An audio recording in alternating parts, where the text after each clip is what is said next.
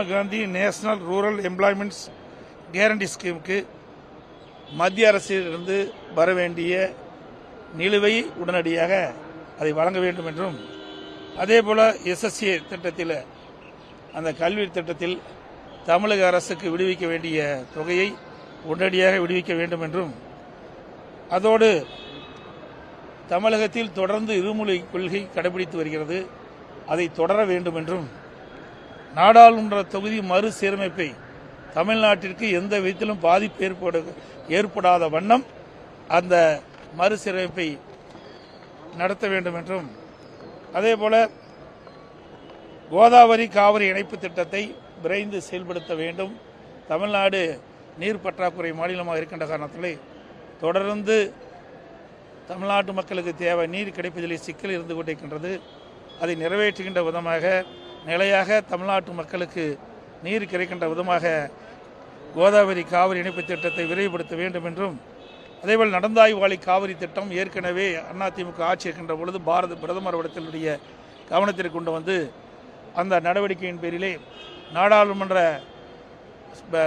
ஜனாதிபதி உரையிலே அது இடம்பெற செய்து அந்த திட்டம் இப்பொழுது செயல்பாட்டுக்கு வர இருக்கின்றன. அதற்கு தேவையான நிதியை முழுமை விடுவித்து நடந்தாய்வாளி காவிரி திட்டத்தை நிறைவேற்ற வேண்டும் என்றும், அதற்கு தேவையான நிதியை மத்திய அரசு விடுவிக்க வேண்டும் என்று வேண்டுகோள் விடுத்திருக்கின்றோம். அதேபோல காவிரி ஆற்றின் குறுக்கே மேகதாது அணை கட்டப்படுவதாக அடிக்கடி கனடா அரசு செய்தி வெளியிடப்பட்டிருக்கின்றன. உச்சநீதிமன்ற தீர்ப்பின்படி மத்திய அரசு நடந்து அதில் எவ்வித உச்சநீதிமன்ற தீர்ப்பின்படி தான் மத்திய அரசு கனடா அரசை வலியுறுத்த வேண்டும்.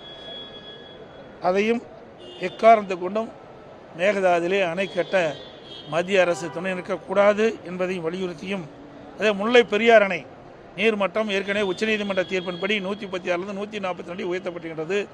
142 152 அடி முல்லை பெரியார் அணையுடைய நீர்மட்டத்தை உயர்த்துவதற்கு உச்சநீதிமன்றம் அளித்த தீர்ப்பின்படி அந்த அணையை பலப்படுத்த வேண்டும். அந்த பலப்படுத்துவதற்கு தேவையான நடவடிக்கை மேற்கொள்கின்ற பொழுது கேரள அரசு தடையாக இருக்கின்றது.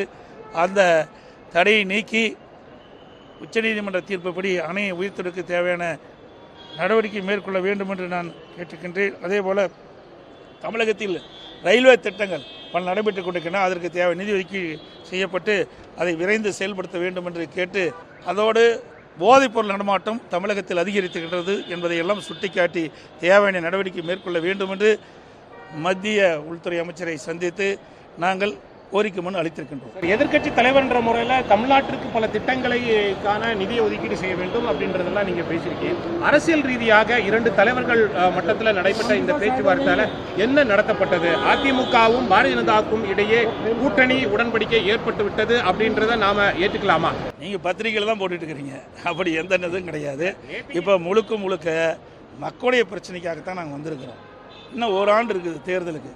அதெல்லாம் கூட்டணி அமைக்கிறாங்க, இப்போ தான் பேச்சுவார்த்தை நடக்கிறாங்க, ஒரு 15 நிமிஷம் தனியாக பேசுனாங்க அப்படின்னு செய்தியெல்லாம் உங்களுடைய பத்திரிகையில ஊடகத்தில் விறுவிறுப்பான செய்தி வெளியிடத்துக்கு ஆகும் ஒழிய அது மாதிரிலாம் கிடையாது. முழுக்க மக்களுடைய பிரச்சனையை பேசுவதற்கு தான் எங்களுடைய நாடாளுமன்ற நான் எங்களுடைய மூத்த தலைவரோடு சந்தித்து உள்துறை அமைச்சருடைய கவனத்தில் கொண்டு சென்றிருக்கிறோம். 40 நிமிடங்கள் நீங்க நேற்றுக்கு உள்துறை அமைச்சரை வந்து சந்திச்சிருக்கிறீங்க. பல்வேறு திட்டங்களை அதாவது அரசியல் ரீதியாகவும் பல மாதங்களுக்கு பிறகு நேற்றைய தினம் நீங்க அமித்ஷா ஜியை வந்து சந்திச்சிருக்கீங்க. கண்டிப்பாக அரசியல் ரீதியாக பேசியிருப்பீர்கள் என்று நாங்கள் எதிர்பார்க்கிறோம்.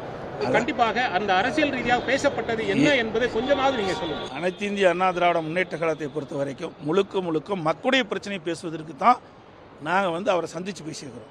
அது மட்டும் இல்லை, ஏற்கனவே அனைத்து இந்திய அண்ணா திராவிட முன்னேற்றவுடைய நாடாளுமன்ற கட்சி அலுவலகத்தில் வீடியோ கான்ஃபரன்ஸ் திறந்து வச்சோம். அதை நேரடியாக பார்வையிட்டு அதுக்கு பிறகு நேரம் எங்களுக்கு கேட்டிருந்தால் வாய்ப்பு இருந்தால் பார்க்கலான்னு வாய்ப்பு கொடுத்தாங்க. மக்களுடைய பேசுவதற்கு வாய்ப்பு கொடுத்தாங்க. இதையெல்லாம் விளக்கமாக எடுத்து பேசணும். கிட்டத்தட்ட 40 நிமிஷம் சொன்னீங்க, 40 நிமிஷம் 45 நிமிஷம் ஒவ்வொரு திட்டத்தையும் எடுத்து சொன்னோம். நீங்கள் நடந்தாய்வாளி காவிரி திட்டம் என்னென்ன இருக்குது விளக்கணும்.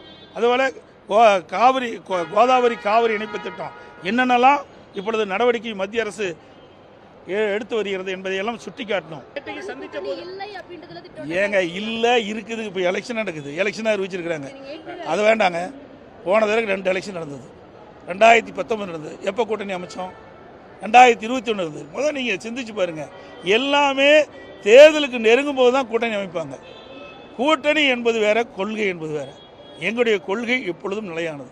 கூட்டணி என்பது சந்தர்ப்ப சூழ்நிலைக்கு தகுந்த மாதிரி மாறும். இப்போ இருக்கிற திமுக கட்சியோடு இருக்கிற கட்சி, திமுக கூட்டணி அங்கே வைக்கின்ற கட்சியில் அங்கேயே இருக்க போதா?